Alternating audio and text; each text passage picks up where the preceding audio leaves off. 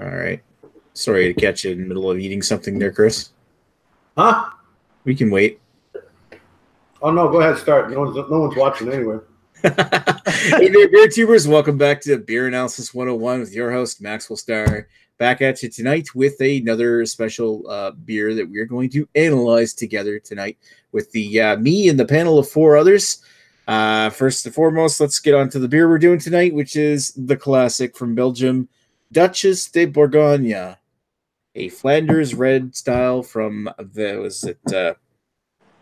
Victe, Belgium, which is in the Flanders region. Without further ado, let's go over to the panel and introduce who we got tonight. We're going to start off with Mr. Ashley Sexton. How are you doing tonight? Good evening. I'm doing fantastic. Thank you. I got nothing. There we go. Cheers. You got nothing? All right. Cheers. Another person that's usually got nothing. We got Greg here. How are you doing tonight? I'm here. I'm ready to be professional, although I'm sorry I've already disappointed the panel. I've ripped my bottle labels. So any opinion I have tonight will be completely invalid and you can all ignore it. And I'm sorry. Okay. Anyway, moving right along, we've got Chris from on the 10th, who's back with us tonight after being away for a couple weeks. I'm offended that Ashley's first. I usually expect him to be last, but I'm glad to be back. I had a little bit of a trip and a little bit of a. I just wasn't around. That's all I gotta say. I'm here now. Great. Mm-hmm. Yeah. I mean, you got to expect that when you're not here for a while that things change, like Ashley going first. That's true. And of course, for last but certainly not least, we've got Joe, Average Joe of the Beer Patrol. How are you doing tonight? Yeah. I'm doing great. How about you, Nick? Nick, you doing all right? Yeah, I'm doing okay. Life's life. Life sucks. Sometimes. Depends. I mean, maybe. I mean, it is a random Wednesday in the middle of September, so I get it. Yeah, it is just apathy, really. Welcome to Wednesday Night Depression Chat. Yep. Where we're going to drink alcohol to cure it. Here we go, boys. Yeah. You know it. And speaking of the alcohol we're going to drink tonight, let's get into the history of Duchesse de Bourgogne. All right, so Duchesse de Bourgogne, of course, is from Brouwery Verhaeghe, which was founded by Paul Verhaeghe in 1885 in Victe, a small town in the Flanders region of Belgium. At the time, most Belgian breweries sold to patrons in the immediate vicinity of the brewery. However, being situated along the rail line linking Victe to Brussels, Verhaeghe found success selling beer on the Brussels market. They were able to ship it to the city. Verhaeghe began focusing on traditional ales Verhaeghe began by focusing on traditional ales and brewed Victenaar, a Flemish red brown ale produced by blending a young top fermenting ale with beer that has been spontaneously fermented in upright oak vats. At the outbreak of World War I, the brewery ceased production, responding to the call of the Belgian government to resist the German occupation. As a result of this defiance, the Germans responded by dismantling the brewery. After the war and 4 years of inactivity, Verhaeghe found themselves faced with building a new brewery with all new equipment and no more foothold in the Brussels market. Due to the smaller output, Verhaeghe worked on the improvement of quality in its existing beers. The brewery was rebuilt in 1919, and to improve distribution, began starting to bottle their beer in the 1920s. During World War II, Brouwery Verhaeghe managed to stay afloat during the Nazi occupation by producing a 0.8% table beer. And we're going to skip a few decades here because there's not a lot to say. As in 1991, brothers Karl and Peter Verhaeghe, great-grandsons of Paul Verhaeghe, took over the reins from their father, Jacques. At the time, Brouwery Verhaeghe had undergone a period of stagnation with a few improvements to the brewery in recent years. They were faced with the dilemma of brewing a new range of different products or maintaining the Flemish ales that they were known for. They decided to double down and focused attention on brewing what they did best. Verhaeghe decided to create a more robust version of Victenaar, brewed darker, stronger, and aged longer, this time aged for 18 months in oak vats called foeders, before blending it with younger beer for the optimum Flemish red. They decided to name the new beer after a 15th century princess, the Duchess of Burgundy, or Bourgogne in French. Mary of Burgundy, who died at the age of 25 in a horse riding accident, had been married to the future Holy Roman Emperor Maximilian I, and the memory of which is still popular in the area.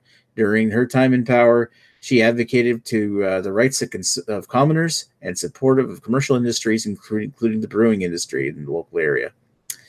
Verhaeghe also introduced a range of beers to be more accessible to the market, known as the Barb lineup, named for Barb d'Or, Golden Beard, which is a brewery that existed in the area in medieval times. Today, Brouwery Verhaeghe is still family-owned and maintains a low profile, and reportedly doesn't even have a sign marking the name of the business above the brewery. Other beers from Verhaeghe include, of course, Victenaar, which is their Flemish red, Eit Krijkenbier, which is Victenaar with cherries, Verhaeghe Pils, Pilsner, obviously, and of course their Barb lineup, which consists of Barb d'Or, Belgian strong ale, strong pale ale, sorry, Barb Noir, which is a Belgian stout, Barb Ruby, which is a red ale with cherries. That sounds interesting. Barb Rufa, not Roofies, Rufa, which is a strong wheat ale, and Barb Noel, or Santa's Beard, which is a Belgian bock. Anyway, Duchesse de Bourgogne, as we have tonight, is a 6.2% ABV traditional West Flemish red brown ale, brewed with roasted malts and hops with low bitterness.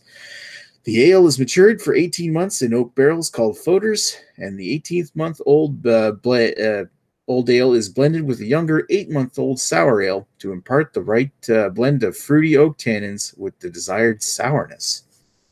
All right.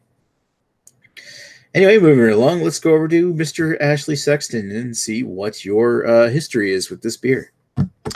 With this beer and this brewery, I have zero history whatsoever. I've started to, within the last few years, started to experiment a little bit with the Flemish Reds and the Cricks and, various styles like that, just to see what's out there. And, I haven't had one that I haven't disliked yet. So still very new to the style, obviously very new to this brewery and this beer altogether. So this is a first for me tonight.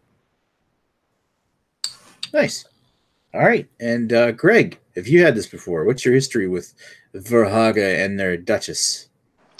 I have no history with this beer. I have no history with this brewery. And like Ashley Sexton, I also like to experiment. Right. Moving right along.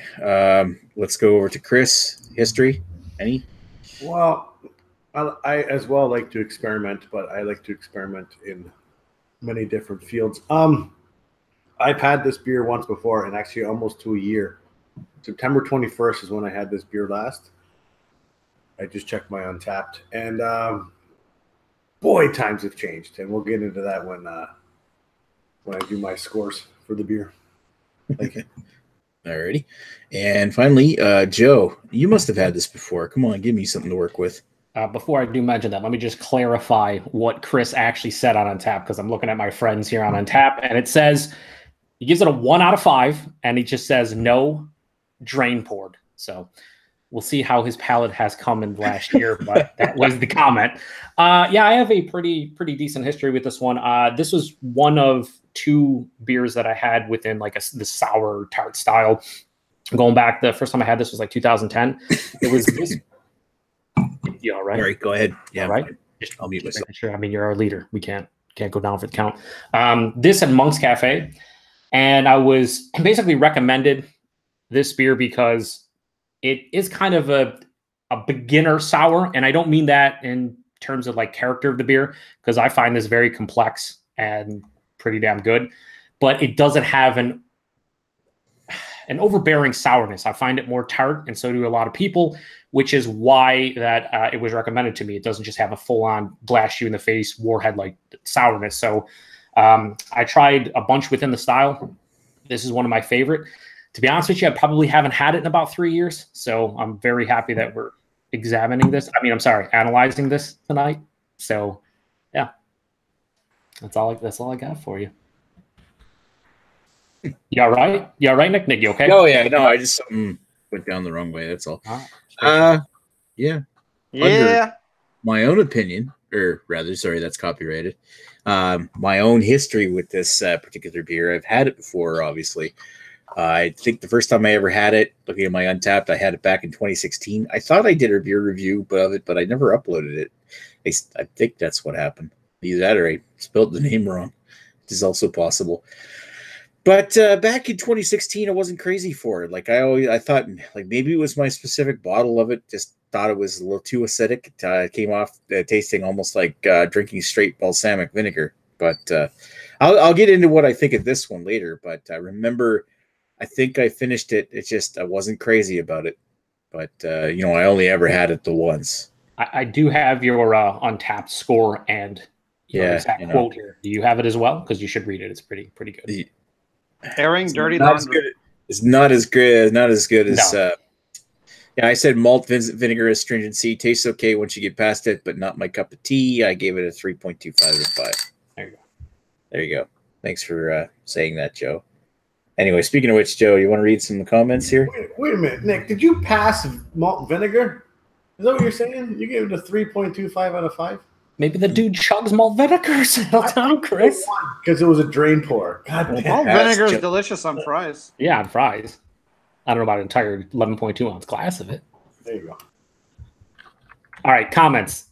We have Eric Gilbert says, cheers. He actually went to the cellar, but he was completely out, which is unfortunate. So he's not drinking along. Sad. Sorry, Eric. And then he has beginner for Flanders, which I would agree with. But I just think beginner for sour beers in general, but even for Flanders is a great beginner beer. But that doesn't mean it lacks complexity or deliciousness. And then we have Raining on Your Parade that just says a beautiful beer. And that's it. I mean, that's it. Like, as far as comments go, that's it. Maybe Raining on Your Parade should elaborate a little bit more why he thinks it's beer. Exactly. Do we really want him to elaborate, though? We need something else to talk about, otherwise this is going to be a short. Nick, invite him on the panel. He's always invited, is he not? Yeah. He'll just never show up because he's ready to parade. Yep. Anyway, moving right along to do we have any more comments? No, that's it for comments. Scores time here. Do you really want to get down to the scores? I'm not ready to do scores.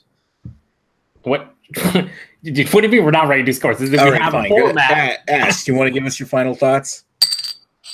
Yeah, sure. I'm. This is the record for the shortest fucking beer analysis. So far from what I've had from this, I'm enjoying it quite a bit. I'm trying to take my time with this. I will say right off the bat, I wish it was a little bit stronger in alcohol, but it's 6.2. Sure. Usually, if I'm going to take a long time to drink a beer, I just sort of hope it was a little bit higher in ABV, but whatever. Beggars can't be choosers. It's a very tasty beer nonetheless. Right off the nose, I know there's no fruit component to this whatsoever, but I'm picking up some pretty strong notes of like a underripe like really tart cherry mixed in there with a little bit of the oak tannins. The oak comes off a little soft on this. I sort of had to pull it a few times just to sort of get that off of it, but that's just my palate. The sip, you get a nice burst of again, I'm pulling that like cherry tartness, get a real burst of that right off the bat. It's got a really, really prickly mouthfeel to it. But it, I enjoy balsamic. It sort of has a very, very subtle balsamic finish to the back. It sort of like lingers a little bit on the back of the palate. Oh, sorry, I got a fruit fly fucking around here. I'm going to fucking murder this thing by the end of the night. Okay. So yeah, I do get a little bit of the balsamic, but that's not like, to me, that's not an off flavor or anything like that. That's just, true to the style, I suppose, or what I pick up off it. Yeah, really enjoyable. I mean, it's none of these styles are going to be chuggers or anything like that. I'd much prefer, I wouldn't sit out on a hot day and drink this. I'd much rather drink it in the quiet comfort of my own home and doing nothing for a little while. So, so for again, what's the date on your bottle there, Ash? My bottle has the date of June 4th. Well, it's 2020-06-04. So I'm going to say June 4th, 2020. So go back 2 years. It was bottled in June. Okay. And just to be clear, I have established anyway by doing a lot of research, not really. Just went to Beer Out of Kit, and somebody on the forum actually contacted the brewery. They said the date is 2 years from the actual bottle on date, so it was bottled 2 years prior. So for all of our dates, just to let the viewers know, if in case they have a bottle. Thank you. Thanks, The Joe. viewers, thank you, and Nick and his poor Of research. course. Thanks you.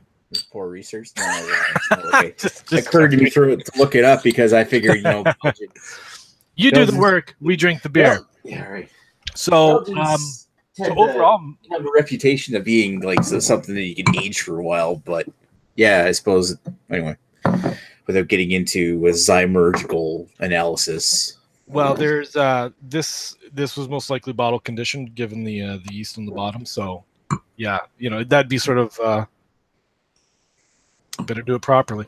Anyways, overall enjoyment. I enjoy this quite a bit. It's not for overall enjoyment type of beer, it's not the best I've had for when I'm just thinking about how much I enjoy it. But I'm going to give this a solid 8.5 for personal enjoyment. I would gladly pick up another few of these, sit on a few for a while, and sort of see how they change over time. With regards to comparing it to Flemish Reds and stuff like that, and other beers of the style. I'm sort of new in this journey with this particular style, so I'll just sort of give it another 8.5, partly due out of ignorance, but that's also what I think it deserves. So there we go, 8.5 across. Thanks, Ash. And Greg. No, thank you. No, thank you. Thank you. Thank you. All right. Oh, well, everyone's being thanked. That's wonderful. I hope somebody thanks No. me. They probably won't. Anyways, I am also really enjoying this beer. I famously do not like sours very much, so many of these sours that everyone likes I think are fucking awful, including everything I've had from Half Hours on Earth so far. But this to me is good. It only has, I wouldn't even call it a sour. To me, it's like just has a little bit of tartness to it, but it's really balanced with the cherry, which... Like, if you didn't tell me there wasn't fruit in this, I would think there was cherry in this because it really tastes like cherry. Maybe some other dark fruits. I don't know, plum. I do get a little bit of oak, but again, very, very subtle, like Ashley. I'm basically just going to copy what Ashley said and just repeat it and then say it's my own. Yep, that's what I'm going to do. Anyway, so yeah, I'm very happy with this. I would also quite enjoy sipping this beer. I also do wish it was higher in alcohol, but I can pretty much say that for it. I wish Sam Adams Utopia was higher in alcohol. So hey, that's just me. Yeah, it's really good. It's 8 out of 10 for me, personal enjoyment. And I'm just gonna give it a rating as a sour because I'm not I don't know what a Flemish Red is or what the difference is between that or a wild ale or whatever the fuck that is. I don't care. Oh, sorry for swearing, Nick. I shouldn't have done that. Mm-hmm. Anyways, yeah, but it's still a 9 for me on style. It's really good for a sour or tart beer, and yeah, I really like it. Nice. All right, and thanks, Chris. What's your thoughts, Chris? Well, I'm going to disagree with Greg and Ash on this one. It is the perfect ABV for me on this one. It goes down. It's funny how much my palate has changed in a year because I find this beer fantastic. I really do. This is going down so well that I'm like, I don't even know what I was thinking a year ago when I said no, drain pour, when I gave it a 1 out of 5. Shut up, cat. Jesus Christ.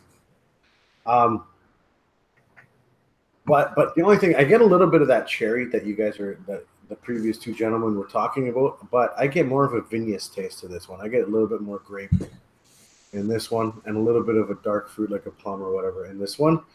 I really enjoy this, and I'm not apologizing for swearing because Ash swore like crazy because of the fucking fruit fly.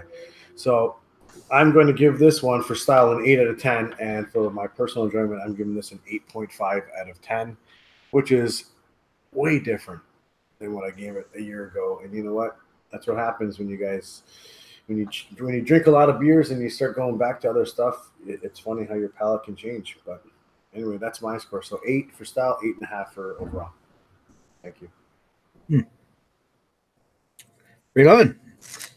Yeah, it's amazing how your palate's changed in the last year. If you went from drain pour to raving about it. Well, you know what? In my defense, it could have been a bad bottle like you had. You know what I mean? When I first had it, Yeah. I could have been a little bit more descriptive on why it was a drain pour, but I really didn't. And back then, I was kind of new to the whole, craft beer and the whole untapped and all that stuff. So I could have had fucking a vinegar bottle for all I knew. So, but it's changed now. This is fresh. This is fresh, so I'm good.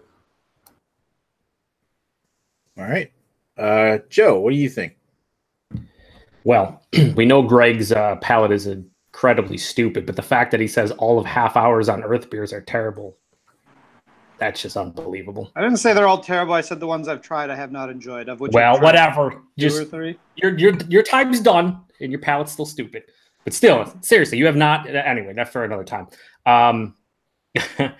Yeah, no, this I can't. Everybody seems to enjoy it, and yeah, this is still just as tasty as I remember it. Ashley mentioned balsamic vinegar. I would argue, not really argue, I would say that more of an apple cider vinegar vibe for me. Get a little bit of like, just like a apple core thing going on. But yeah, sour cherry, like you guys are talking about, plums, raisins, darker fruits, a little bit of that oak tan and dryness. The thing that I get on this that none of you mentioned, probably because you're not getting it, and my stupid palate is I get this like demerara sugar, brown sugar, right, like mid palate, which is why I've always liked the Flanders style. I always feel it has this like slight sugary component to it that balances the tartness and kind of makes it a super cohesive and crushable beer. I would also agree with Chris that I like this around 6%. I could drink a couple of these. The drinkability of this is off the charts, even though it is technically a sour beer. It still has infinite drinkability to it. I could definitely session this. I do think the fall time's a little bit more perfect for this beer. I'd rather drink this in fall or spring as opposed to summer. But yeah, I mean, I love this beer. It's great. I wish it was a bit cheaper in the States.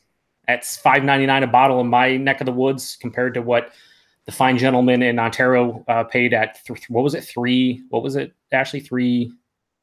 $3.33 a bottle or $3.35 or $3.30. $3.30, yeah. $3.30 a bottle. If you do the conversion rate, that's the equivalent of like $2.75 American. So the fact that I'm paying like more than double, that's kind of shitty, but that's the going rate for Belgian beers in the US. But yeah, rating wise, I would give it stylistically a 9 out of 10. I don't think it's the perfect Flemish red, but it's definitely up there. And my personal enjoyment would be like 8.5.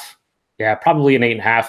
Just a well-made beer. And for Chris and Nick, you guys talking about your beers going bad. Not going to say they can't, but I mean, these are already like, kind of wild beers in general. So they could have went in one direction where maybe it's just a vinegar bomb or whatever, but I highly doubt it, especially in Chris's point that his palate has changed incredibly in the last year. I just think that just goes to show you when people say, oh, whatever, the beer tasted better last year, a lot of times it's your palate. And Chris is the perfect example. We could go to all of these beer analysis 101s and see how different his thoughts are on certain beers in a 6 months to a year radius. And it's incredible to see how far his palate has come and changed in the last year. So, yeah. Well, newsflash, he probably still enjoys MGD. There's nothing wrong with that either. I mean, clearly you all did, giving it a 7 out of 10 or whatever it was. Wasn't it like a 12 out of 10? I forgot what the final rating was. It was I think we gave a perfect 11 out of 10. Default for it. Was it a perfect? I think it was a perfect beer. Perfect 8.8. At a 93? Yep. So did you start off by giving it a 93 and then gave it an 83? Anyway. He gave it a 93 and then threw it directly into the garbage is what he did. All right, so with Joe's little story done, I'm going to echo a lot of the thoughts that are on the panel when it comes to tasting notes because, yeah, I do get the cherries. It's almost like those fresh picked, very tannic cherries. You almost get like a little taste of the raspberry coming out of this as well. There's a hint of balsamic vinegar. A lot of the wood from the oak barrels are coming in this too. Though I find that the woodiness, the oak tannins are strong enough to the point where it almost becomes medicinal. I am getting like a band-aidy medicinal note coming from off of this, and I'm not sure if that's really sitting well to me. But given that I do like a nice smoky Scotch, that's actually really nice. It's nicely lightly tart and mildly sour. I would say that yeah, I can see where this is an entry level sour because it's not as sour as some of the sours you get can be, but it does so while being it's almost not like highly carbonated at the same time. It almost like sits a little not like flat cola in the back of your tongue, but it kind of it gives the flavor in the beer to give it a chance to soak into your tongue, and you get more of what comes across as a light vinegar, a lingering lightly vinegar, and slightly sweet beer, nice, which with that brown sugar that kind of balances out with the malts, as you said, Joe. Or sorry, balances out with the sourness, as you said. Anyway, if it weren't for that medicinal note, I don't know if that's really something that's supposed to be there, if that's something in my bottle. Like the first time I ever had this, I said it was straight up vinegar and I didn't enjoy it. And you're right. So it was a wild beer, so it's a crapshoot what you get sometimes. Usually they blend it to the point though where it's like they at least have some resemblance of consistency, but I don't think they're a very big operation there in from the sounds of it. But overall, I think that this bottle, my bottle was bottled in, according to the best before date, if it's 2 years, this bottle was made in March of March of 2018, so it's about 6 months old. And if that's the case, then this bottle is a whole lot better than the one that I had last time 2 years ago. And I'm actually really quite enjoying sipping this thing here in bit by bit and just enjoying the taste. Now, as far as Flanders Reds that I've had before, the only one I really can compare it to is the Rodenbach Red, or whatever, the classic, and the Rodenbach Grand Cru, both of which I liked quite a bit more than this, although this is still tasty. But overall, I'm going to have to say that for a Flanders Red, it's reasonable. Definitely not fail, but definitely not the best. Going to give it a 7, so somewhere in the middle. Overall, my personal enjoyment, 7.5. I'm liking this a lot more than I did last time. And that's just my opinion. Way to bring down the score, Nick. You're welcome. Come on, Nick. I would also to You Clizacked it. Piggyback what you and Greg said. When people say they drink a sour and they say this beer is more tart than sour, this is what they're talking about. This beer, even though it's classified as a Flemish red, which is known for being a sour, this is tart at best. I don't think any of us are thinking this is like a palate wrecking sour, right? It just has a decent tartness to it, and that's it. Yeah, no. So if people out there are afraid to try to get into sours, yeah, it's a subtle tartness that just has so many other characters. There's a big complexity to this one. It's just not a straight up sour where you're hit with 1 or 2 notes and that's it. So for people out there that are afraid, try it out. It's almost like cherry drink, kind of like a cherry syrup. It's not that sweet. Very tart. But yeah, I'm not like candy cherry, just like a cherry. Aren't you guys getting some kind of a vinous taste to this? Like a little bit of a grape, like sitting on the vines, fucking. Not. I'm totally getting it. Maybe a little bit like a red wine kind of thing. I mean, I totally get what you're saying. I'm not getting it personally, but I could see how that could be interpreted for sure. I mean, I think that kind of goes the same way that we're all talking about the vinegar. And Ashley said balsamic, I said apple cider. You could be getting more of a vinous thing going on. So I can definitely see that. Yeah, for sure. I mean, it does go with the name. Maybe that's what they call it. One of the reasons why they call it Bourgogne or Burgundy, so like a Burgundy wine.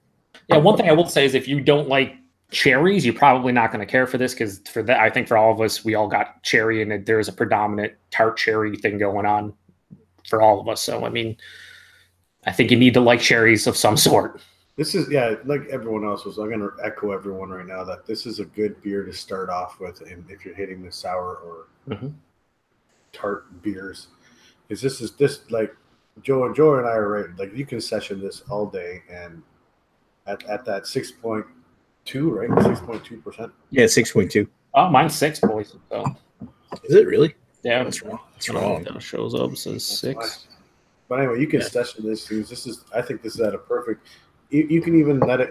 I had it obviously because I drink my beers nice and ice cold. Like even when it warmed up on me, it was still just as good as it was when it was ice cold. So yeah, I think this is I think it's a perfect beer if you're trying to get into sours, because this will kind of tell you whether or not you want to get into sours. If this is too tart for you or overwhelming, then you're probably not ready to get into them. Because I love kettle sours, I love regular sours, but this is like 1/10 the intensity of like the sourest beer I've ever had. It's just so subtle. That's why I think the Flemish Red is a good beginner style for people who like sours. But anyway, comments here, and then you can do whatever you need to do to wrap it up. Nick, we got Eric Gilbert says tastes like North Carolina barbecue sauce and cherries. That's actually not awful tasting notes. Yeah, North Carolina has that mustardy vinegar thing going on. So with their barbecue sauce, I get it. That's awesome. Yeah, good tasting. No, Eric Gilbert also says outstanding aging beer. Okay. And then he replied with just sad LOL. And I do remember when he posted this, it was right after Greg shit on the beers he had from Half Hour Hours. So just pointing that out. I'm sorry if someone's feelings were hurt. I don't think so. He said you're just sad. I don't think he's upset. He's speaking the truth. It is sad. You need to find some Half Hour on Earth beer that you like. Rainier Parade says, go, ... on the 10th, ... Glad to see you come around, ... Cheers. And he always capitalizes the CH and the RS and cheers. He's like, cheers. Yeah, he's a guy, all right. And then Eric Gilbert says it's $3.50 in Ontario. And he said he bought 2 to 4 of them last year, and he totally cleared the shelf. Or 2-4. That's right. It says I don't say 2-4 because that's dumb. Sorry, Eric. Yeah. Then Rainier Prairie says good show tonight. Portland, Maine has not seen this beer in a few months. Unfortunate. And then Eric says no feelings here tonight. He has absolutely none. Not hurt, just none at all. No feelings. Completely devoid of feelings. Yeah. It's probably because Eric's probably like 17 glasses of bourbon and X amount of beers in right now. So there's nothing wrong with that. No, not at all. Well, so yeah, that's all for comments.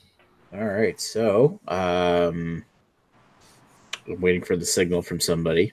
Chris? Oh yeah, I'm good. I'm good to go. Oh, are you good? That's the signal. Scores. All right, I will present you now. Go ahead. Am I presented? The scores. Yep. Why have you frozen? Boys, I couldn't. Yay! Here we go. So the final scores for this is gonna. I don't know. This is pretty high, except for Nick bringing it down. But here's our scores. Yeah, that's pretty good. An 8.2 for overall enjoyment. I've calculated that if Nick would have given this an 8, it would have been an 8.3 as well. God damn it, Nick!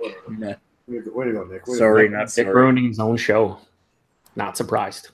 Way to go. It's still a pretty high rating. Let's sacrifice him to our god. It's not MG. It's not MGD though. It's not MGD. I don't know. This score is high as MGD. No, I think MGD was higher, which makes me happy that I wasn't a part of that show. You know what? You might have dragged it down if you were part of it. I would have fucking dragged it right through the dirt. No doubt, it would have been done. Just even if I loved it, I would have done it. You can't have it that high. It's almost like we're examining and not analyzing a beer at that point. Anyway, so there's a certain question that nobody's asked yet. What's next week's beer? Oh, did I hear somebody ask it? Wasn't ringing out your parade for once. No, it wasn't. Oh, well, we're just going to assume that somebody asked it. Introduce next week's beer, which was actually, this particular can was sent to me by Ashley Sexton. Thank you for this. We are going to do Collective Arts IPA number 6 next week. Yay! Peach IPA with Amarillo and What Idiot. I haven't even fucking seen that beer yet. I haven't been out. Seen that beer? No, you haven't been out for it. Ash, tell me where I can find it. Which means if Redbeard wants to join us, he's got to spend another $5. Oh boy! Oh, he has to buy it again. He didn't care for it apparently. Yeah. Yet he still drank all 3 cans of it because why not? He made a big deal about it, but at the end of it, he didn't dislike it. He was just so let down by it, which seems to be the prevailing thought by most people that I've seen. They're like, it's not a bad beer. It's just not. It shouldn't be a part of the series. Basically, it's not IPA number 5, motherfucker. I just find it crazy that people like throw up these reviews on Instagram and stuff, and there's nothing wrong whether you like it or not. And then it's like people comment, "Oh, I'm so glad I read your review. I'm not going to try it now." It's dude, come on, seriously. I don't want to say it's the blind leading the blind, but it's you have your own palate. I mean, we can sit here and tell Greg that half hours on Earth is fantastic, but if he doesn't think so, then he doesn't think so. But he some of them could be just the ones I've had. As much as he's wrong, he does have. Well, let's say Greg reviewed beers. Let's just say that was a thing, and we all believe. My channel real soon. Yeah, okay, you're not me. Half hours on Earth. Let's say you reviewed them all and you hated them. It's the same thing. People come and go, "Oh, it's terrible." Well, what? Don't believe your own palate, nobody else's. That's the way to go. I don't understand that philosophy. I always feel like beer reviews, whether they're on Instagram or YouTube or whatever, they're just another way for you to get some information. And for the most part, I watch reviews of people because I want to hear their thoughts, not mine. Yeah. You know what? I just want to add something about like as far as pallets go and IPA number 6 and all that is that I think maybe Collective Arts smashed IPA number 5 so much out of the park. When you go back and you look at IPAs number 1 through 4, it's not like they were like super great either. No, they were good. They hit a couple of hits, and this one maybe they're just going back to what they did before. Or how it was before. I don't know. Or maybe that one just didn't work. I mean, it can happen. Well, even the best of breweries fuck up and don't make great beers at times. Just how it is. But again, they make beers like Ransack the Universe, which is fantastic. So yeah, and I'm sure there's off batches of that. Okay. This is more a conversation for the after chat. Yeah, so. yeah. Archfest. One more. We have a couple comments. Yep. Ring Parade a little bit late says next week's beer. And then Eric Gilbert says the six. And then he says they're all Matt at best, Omni Polo baby. So he's all about it. And then we have a comment from a couple people. And by a couple people, I mean one single person that I'm not going to read because he doesn't deserve it. So we're done. Yeah. All right. So we are going to sign off. We're going to come back with an after chat in a few minutes, of course. But I want to thank everybody for watching. I want to thank everybody who was on the panel tonight for drinking the Duchesse de Bourgogne with me. Yeah, it was good. I was actually surprised. I didn't think I was going to like it because I'd had it before. This time around, it was much better going down. Had a much better date with the Duchesse tonight. You'll all be happy to know I killed that fucking fly. Yeah. There's probably way more coming for you. Yeah, you just popped its egg sack, and now there's thousands of them. All right. Thanks for watching, everybody. We'll talk to you folks later. Penis. Penis.